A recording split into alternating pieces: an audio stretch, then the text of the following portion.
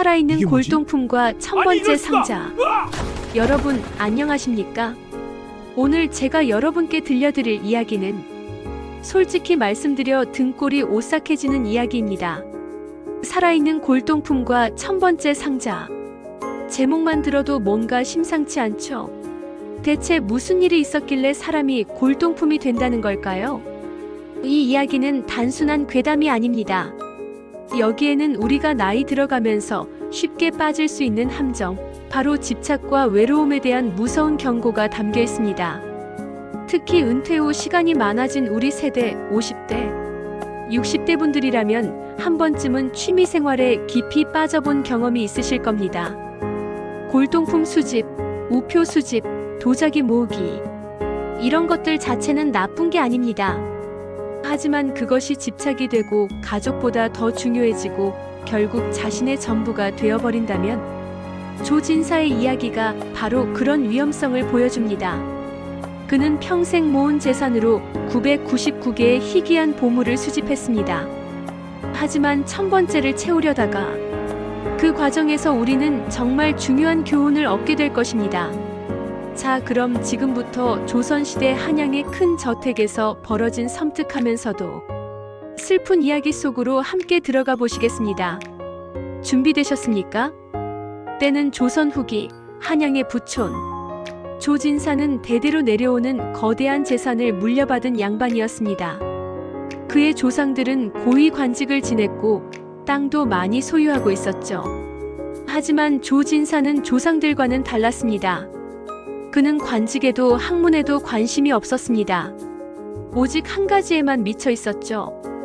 바로 수집이었습니다. 젊은 시절부터 조진사는 특이한 물건에 집착했습니다. 다른 양반들이 명화나 서예를 수집할 때 그는 세상에 단 하나밖에 없는 기괴한 물건들을 찾아다녔습니다. 이 세상에 하나밖에 없는 것, 그것이야말로 진정한 가치가 있는 것이다. 이것이 그의 신념이었습니다. 그의 저택 지하에는 아무도 모르는 거대한 창고가 있었습니다. 그곳에는 999개의 비밀 상자가 빼곡히 놓여 있었죠. 첫 번째 상자에는 말라붙은 인어의 비늘이라고 주장하는 기묘한 비늘이 들어 있었습니다. 실제로 인어의 것인지는 아무도 몰랐지만 조진사는 확신했습니다. 두 번째 상자에는 번개 맞은 대추나무에서 흘러나온 눈물이 유리병에 담겨 있었습니다. 검붉은 액체가 어둠 속에서 묘하게 빛났죠. 세 번째, 네 번째. 각각의 상자마다 믿기 힘든 물건들이 들어 있었습니다. 천년 묵은 도깨비의 방망이 조각, 용의 발톱, 귀신이 깃든 거울, 죽은 자의 마지막 숨결을 담은 주머니. 여러분, 이런 물건들을 보면 어떤 생각이 드시나요? 대부분은 저게 진짜일 리 없어라고 생각하실 겁니다. 그리고 실제로도 그 물건들의 대부분은 사기꾼들이 만들어낸 가짜였을 가능성이 큽니다. 하지만 조진사에게는 그게 중요하지 않았습니다. 그는 그 물건들이 진짜라고 믿고 싶었던 것입니다. 그 믿음이 그에게 삶의 의미를 주었으니까요. 조진사에게는 아내와 3명의 자식이 있었습니다. 하지만 그는 가족과 함께하는 시간보다 지하 창고에서 혼자 수집품을 닦고 감상하는 시간을 더 좋아했습니다. 여보, 오늘은 큰아들 혼례식입니다. 제발 나와주십시오. 아내가 애원했지만 조진사는 고개도 들지 않았습니다. 시끄럽소. 나는 지금 중요한 일을 하고 있소. 새로 구한 이 비치 원석을 닦고 있단 말이오. 여보, 막내딸이 열병으로 앓고 있습니다. 의원을 불러야 합니다. 의원 비용이 얼마나 드는데? 그 돈이면 내가 찾던 청동 거울을 살 수 있어. 조진사는 자식들의 교육비도 병원비도 아까워했습니다. 그 돈으로 하나라도 더 수집품을 사려 했죠. 결국 아내는 병으로 세상을 떠났고 자식들은 아버지를 원망하며 하나둘 집을 떠났습니다. 아버지는 우리보다 그 지긋지긋한 골동품이 더 소중하신 거죠. 우리는 이제 아버지를 아버지로 생각하지 않겠습니다. 큰아들의 마지막 말이었습니다. 하지만 조진사는 전혀 개의치 않았습니다. 가족? 가족이 뭐가 중요한가? 저들은 언젠가 늙고 죽을 것이고 나도 마찬가지야. 하지만 이 수집품들은 영원히 남을 것이 아닌가. 그는 오히려 가족이 떠나서 좋았습니다. 이제 아무 방해도 받지 않고 수집에만 몰두할 수 있었으니까요. 60세가 되자 조진사는 완전히 은둔 생활을 시작했습니다. 매일같이 지하 창고에 내려가 999개의 상자를 하나하나 닫고 들여다보고 감상했습니다. 아름답구나. 정말 아름다워. 그의 얼굴에는 황홀한 미소가 번졌습니다. 마치 연인을 보는 듯한 눈빛이었죠. 여러분, 이 장면을 보면서 무엇이 떠오르시나요? 혹시 주변에 이런 분 계시지 않나요? 취미 생활에 너무 빠져서 가족을 소홀히 하는 사람. 돈을 모으는 것에만 집착해서 정작 중요한 것을 놓치는 사람. 우리 세대는 특히 조심해야 합니다. 은퇴 후 갑자기 시간이 많아지면 무언가에 집착하기 쉽습니다. 골프, 낚시, 등산, 수집. 그 자체는 좋은 취미입니다. 하지만 그것이 가족과의 관계를 해치고 경제적으로 무리를 준다면 그건 문제가 됩니다. 조진사는 바로 그 경계를 넘어버린 사람이었습니다. 그렇게 5년이 흘렀습니다. 조진사는 65세가 되었고 이제 거의 귀신처럼 변해 있었습니다. 머리는 희끗희끗하고 얼굴은 창백했으며 눈만 이상하게 반짝였죠. 그는 매일 밤 999개의 상자를 세며 중얼거렸습니다. 아직 하나가 부족해. 1000개가 되어야 완벽한데 1000번째 수집품은 어디에 있는 걸까? 그 집착은 점점 더 심해졌습니다.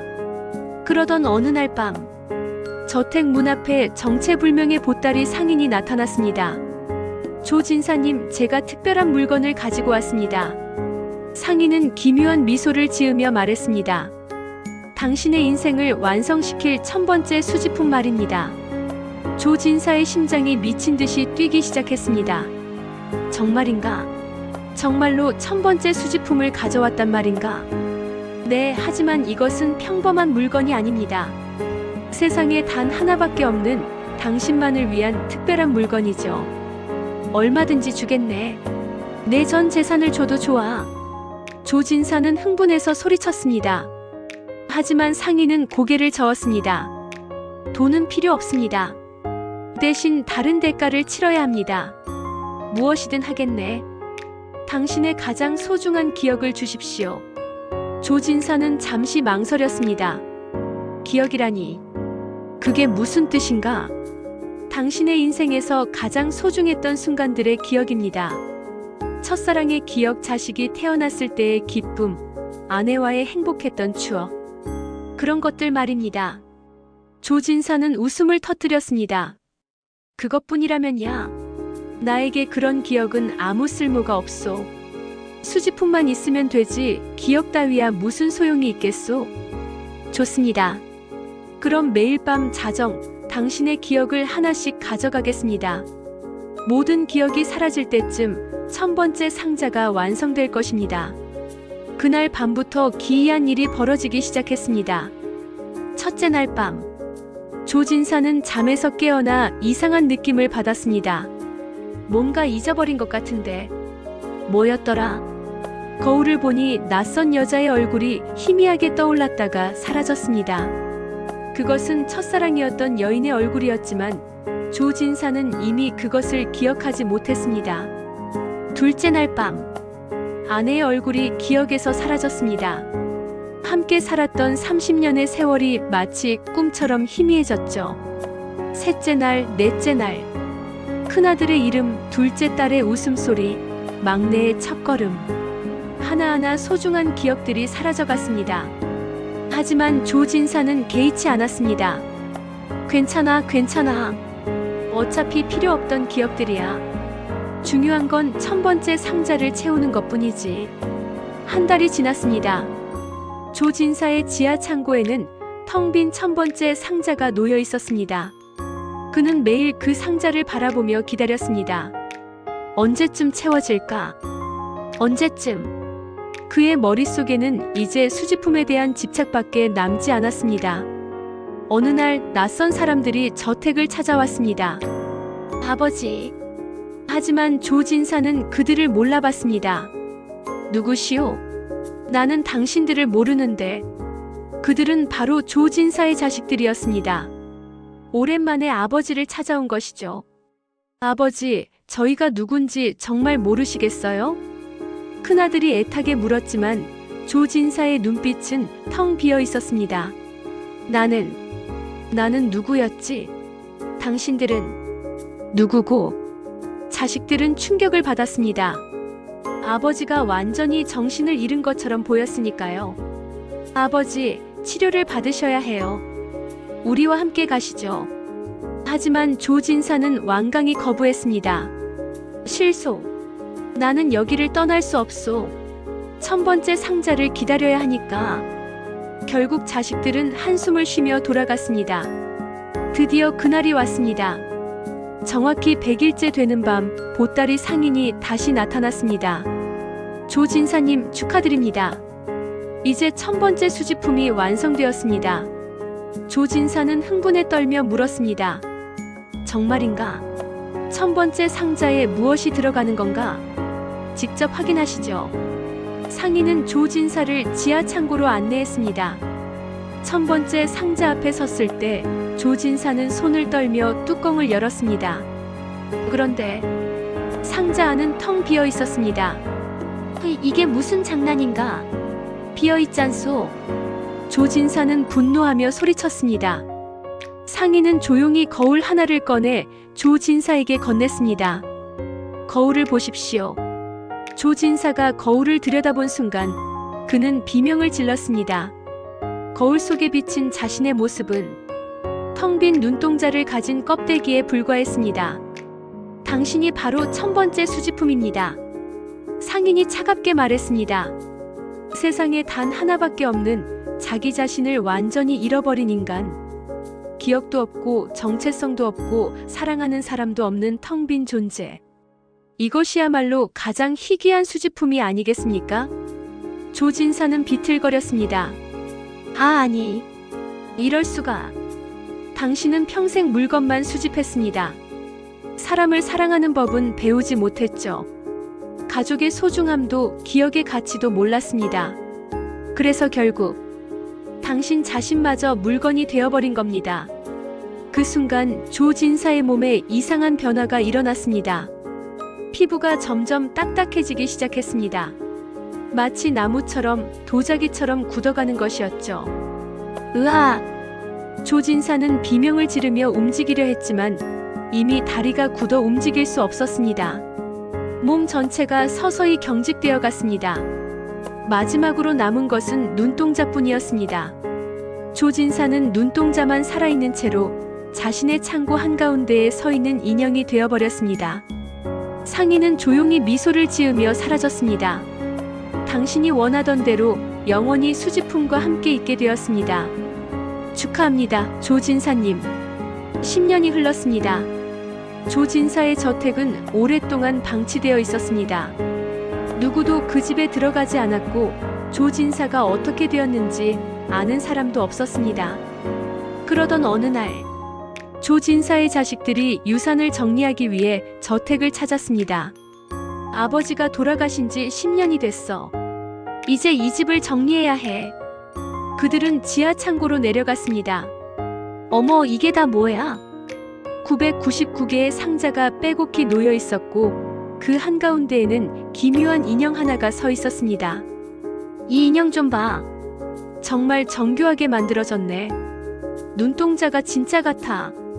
둘째 딸이 인형을 자세히 살펴봤습니다. 그 인형의 눈동자는 살아있는 것처럼 움직였습니다. 마치 무언가를 호소하는 것처럼. 하지만 자식들은 그것이 아버지인 줄 전혀 몰랐습니다. 이 골동품들 다 팔면 꽤 될 것 같은데.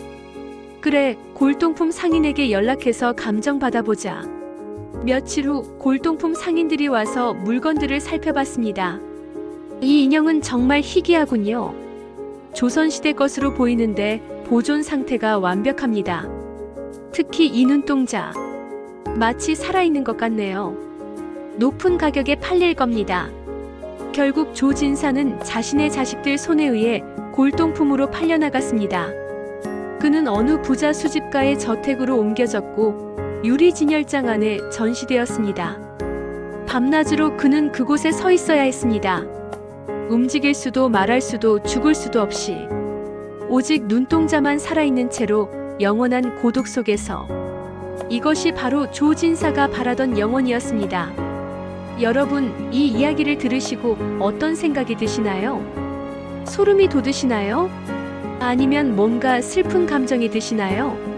이 이야기는 단순한 공포 이야기가 아닙니다. 여기에는 우리 모두가 꼭 새겨들어야 할 깊은 교훈이 담겨 있습니다. 첫 번째 교훈, 물질보다 관계가 중요하다. 조진사는 999개의 희귀한 물건을 모았습니다. 하지만 그 과정에서 가족을 모두 잃었죠.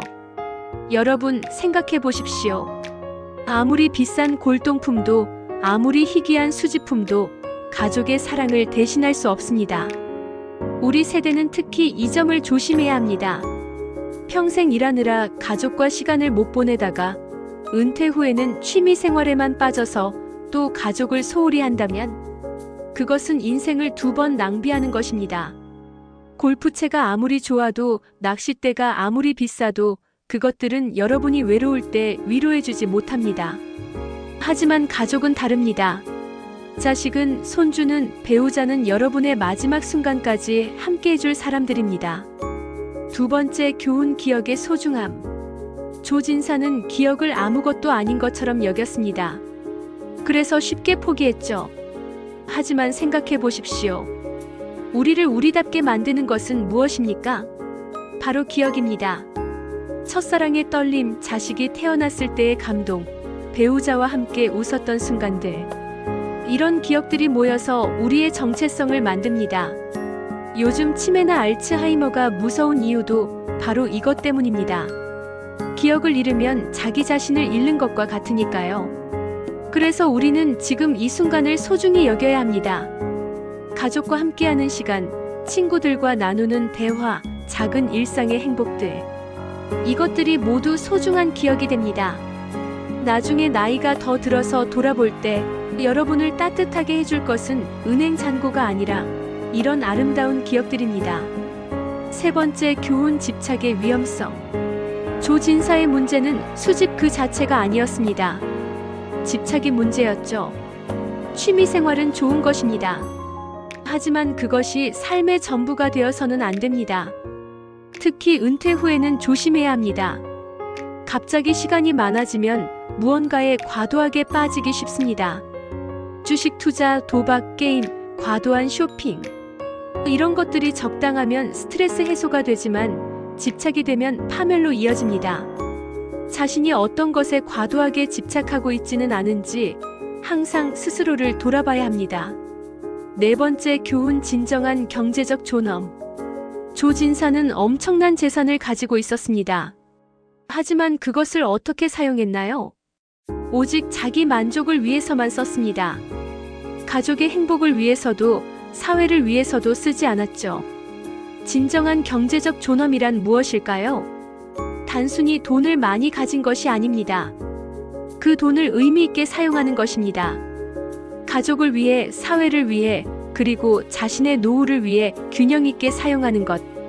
그것이 진정한 경제적 존엄입니다.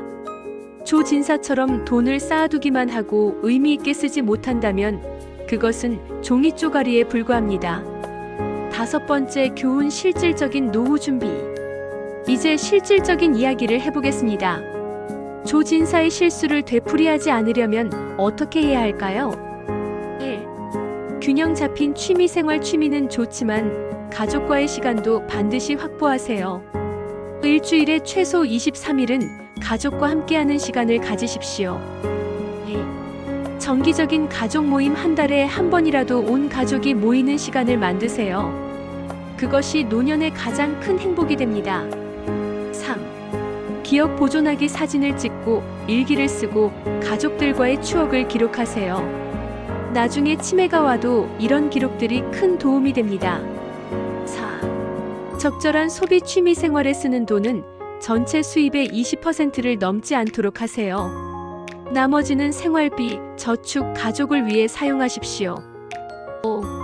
사회활동 참여. 혼자만의 취미보다는 다른 사람들과 함께하는 활동을 하세요. 고립되면 조진사처럼 될 위험이 있습니다. 마지막 교훈 자식과의 관계. 조진사의 가장 큰 비극은 자식들조차 그를 알아보지 못했다는 것입니다. 이것은 무엇을 의미할까요? 평소에 자식들과 관계가 좋지 않으면 나중에 정말 도움이 필요할 때 누구도 곁에 없을 수 있다는 것입니다. 지금이라도 늦지 않았습니다. 자식들에게 연락하세요. 사랑한다고 말하세요. 잘못한 것이 있다면 사과하세요. 그들의 이야기를 들어주세요. 그것이 노년을 행복하게 보내는 가장 확실한 방법입니다. 조진사의 이야기는 비극입니다. 하지만 우리는 이 비극에서 배울 수 있습니다. 물질보다 관계가 중요하고 기억이 우리를 우리답게 만들며 집착은 파멸로 이어지고 진정한 가치는 돈이 아니라 사랑에 있다는 것을. 여러분은 조진사와 다르게 살 수 있습니다. 수집품 대신 추억을 모으세요. 물건 대신 사람을 소중히 하세요. 혼자만의 만족이 아니라 함께하는 행복을 추구하세요. 그것이 진정으로 풍요롭고 존엄하고 행복한 노년을 보내는 방법입니다.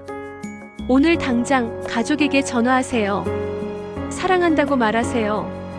함께 밥을 먹자고 하세요. 그것이 1000개의 골동품보다 더 값진 것입니다. 오늘 이 이야기가 여러분의 인생에 작은 울림이 되었기를 바랍니다. 다음에 또 좋은 이야기로 찾아뵙겠습니다. 감사합니다.